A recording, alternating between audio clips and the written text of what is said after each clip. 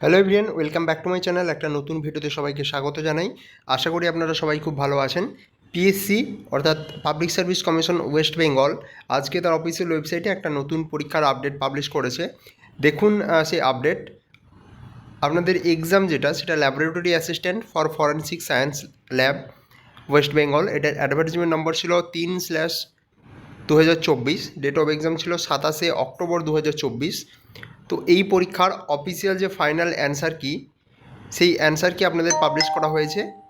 আপনারা পিএসসি যে official website আছে সেখানে গিয়ে আপনাদের টোটাল যে 100টা কোশ্চেন আছে সেই 100টা কোশ্চেনের অফিসিয়াল যে অ্যান্সার কি সেটা আপনারা দেখতে পারবেন।